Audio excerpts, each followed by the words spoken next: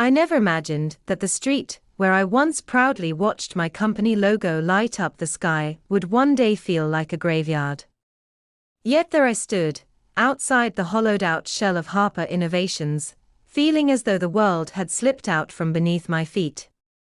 The bright lights of Las Vegas flickered around me, but for the first time in my life, they felt cold and sharp, like neon reminders of everything I had lost.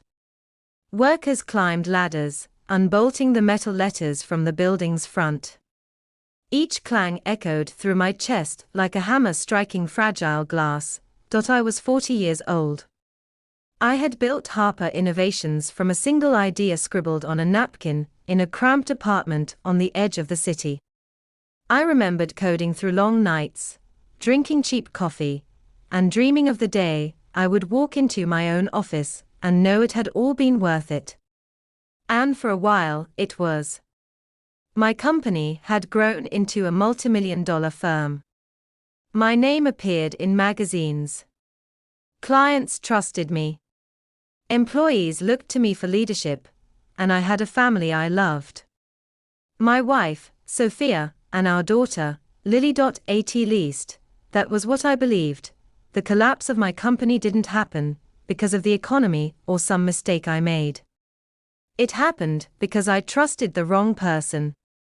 When it finally came to light, what had truly been happening behind closed doors, I felt as though the universe had played a cruel trick on me. Sophia. My partner. My confidant. The person I thought I would grow old with. I still remember the day I met her 9 years ago at a tech summit. She had an easy laugh and a confidence that drew people toward her effortlessly. She told me she believed in my ideas before anyone else did, and I fell for her completely. When we married, I thought I had found someone who would stand beside me through anything. When our daughter, Lily, was born, it felt like the final piece of my life had clicked into place. But while I was pouring myself into the company, Sophia was living another life entirely. I didn't know at the time that she had grown distant not because of stress, but because she had found comfort in someone else. Derek Kane, the CEO of a rival tech firm, was a man I had shaken hands with at countless industry events. I had mistaken his charm for professionalism. I had been wrong. For more than 2 years, Sophia secretly met him while telling me she had late meetings or business trips. I ignored the small signs. The unfamiliar cologne on her clothes. The late-night messages she deleted quickly. The fading warmth in her voice. I told myself she was tired, stressed, overwhelmed. I believed what I wanted to believe. The truth was far worse. She had been giving Derek confidential information from my company, prototypes, contracts, upcoming deals. Derek used that information to undercut my prices and steal my biggest clients. He spread rumors to investors, and before I knew it, my company's reputation was collapsing like a building with no foundation. The media painted me as incompetent. Headlines questioned my leadership. Investors backed out within days. I tried everything to save the business. Meetings.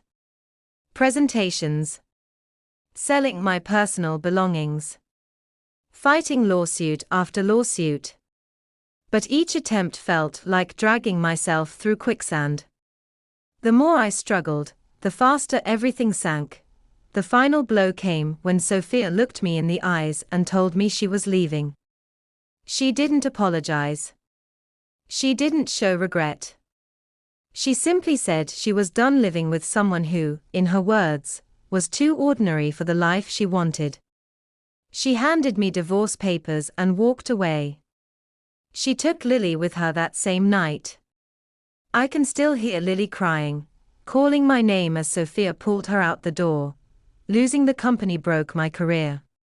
Losing Lily broke my heart. After the bankruptcy hearing, I drove to our once beautiful home, now stripped of everything. A sign from the bank stood in the yard. Inside, the air felt lifeless, as if the house itself had abandoned me. Sophia was there briefly, waiting only long enough to collect the last of her belongings. She couldn't leave fast enough.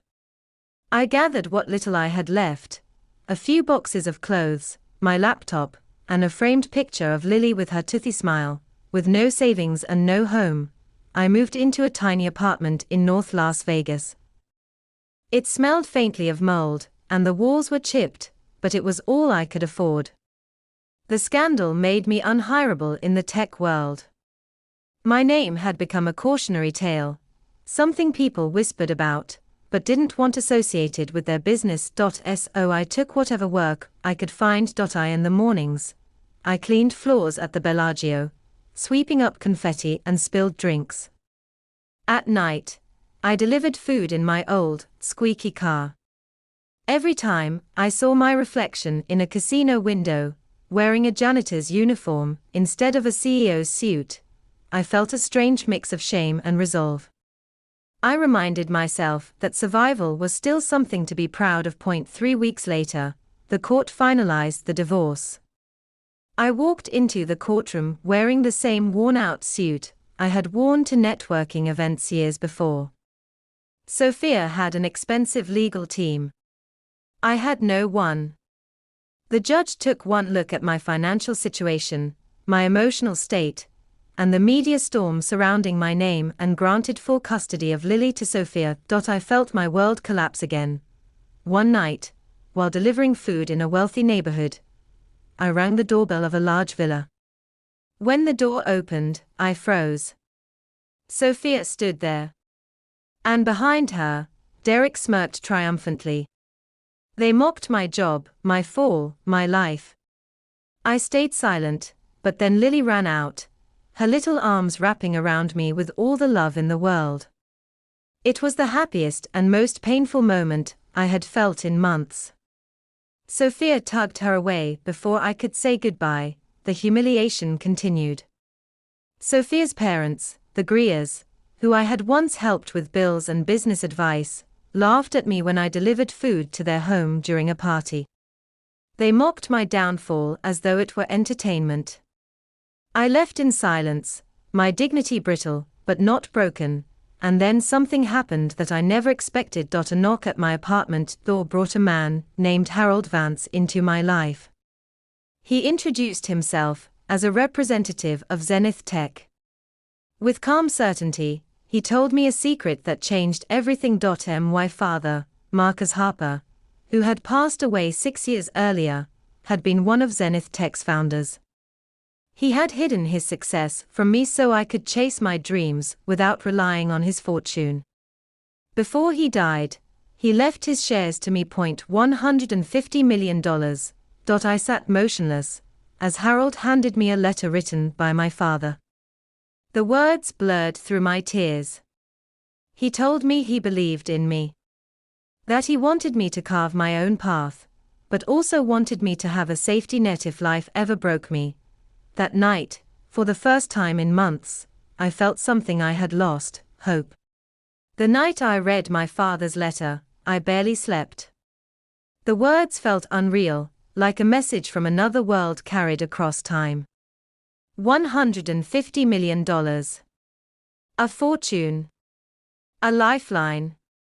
A chance to rebuild everything that had fallen apart. Yet what moved me even more than the wealth was the love behind it.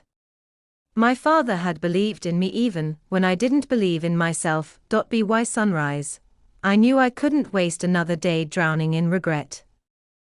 I ironed the only good suit I had left and drove to the towering headquarters of Zenith Tech, the company my father had helped build. The glass building shimmered in the morning light, a reminder that even the brightest dreams could be born from humble beginnings. Harold Vance greeted me at the entrance with a warm, reassuring smile. Inside, he led me to a conference room where several executives waited. Their faces were a mixture of curiosity and caution. They had read the news about my downfall. They had seen my name dragged across headlines. Some whispered among themselves, clearly uncertain whether I was someone they should trust with even a conversation, but Harold introduced me confidently. This is Marcus Harper's son. A silence followed those words. My father had been respected, admired, and remembered for his integrity. Suddenly, I wasn't just the man who had lost everything. I was the son of a visionary. The meeting that followed was long, tense, and filled with questions. They asked about my skills, my experience, and my vision for technology. They didn't hand me a position because of my father. They made me earn it through honesty and determination. In the end, they offered me a role as director of special projects, with the promise that if I performed well, I could grow into something greater. I accepted with gratitude and a silent vow to honor my father's faith in me. The next few months were some of the hardest yet most rewarding days of my life. I arrived early, stayed late, and studied everything I could about Zenith's operations. I spent hours with engineers, analysts, designers, and sales teams. I listened more than I spoke. I asked questions. I took notes. I offered ideas only when I knew they were thoughtful and well prepared. Slowly, people began to trust me. The same executives, who had once doubted me, started to seek my input on important decisions. When I presented a plan that streamlined several outdated systems, the company saved millions. When I proposed a new AI-driven software extension, it opened doors to markets in Europe and Asia. Sales grew. Efficiency improved. Team morale strengthened. My name began appearing in positive headlines for the first time in years. Articles praised my unexpected comeback. Interviews celebrated my resilience. But even as the world cheered, one part of my life remained painfully empty. Lily. Every night, I sat in our new home in Henderson, a modest, comfortable place with a pool she would have loved, and stared at the empty bedroom I had decorated for her. Soft pink curtains. A shelf full of storybooks. A small desk for homework. A painting of a rainbow she had made years ago. All waiting for her. Sophia rarely allowed me to see her, always with excuses. She's busy. She's tired. She has homework. Every time she sent a message asking for more money, I agreed, hoping it would somehow mean more time with my daughter, but things didn't add up. And soon, they unraveled. One afternoon, I received a call from Lily's teacher. Her voice was concerned. Lily seemed exhausted in class. She wasn't completing assignments. She looked anxious and withdrawn. I felt a painful pressure in my chest, the kind that signals a truth you don't want to face. That same day, I drove to the house where Lily lived with Sophia and Derek. I didn't expect confrontation. I only wanted to check if my daughter was all right. When I arrived, I heard raised voices from inside. I knocked, and when the door opened, I saw Lily standing in the hallway. She looked smaller than ever. Tired. Nervous. When she saw me, her eyes filled with tears. I opened my arms, and she ran into them. In that moment, I didn't need explanations or accusations. I simply knew she needed me. I took her gently by the hand and said we were going home. Sophia protested. Derek shouted. But I stayed calm.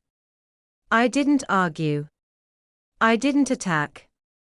I simply said I would handle everything through the proper legal process. And I left with my daughter. What followed was the longest week of my life.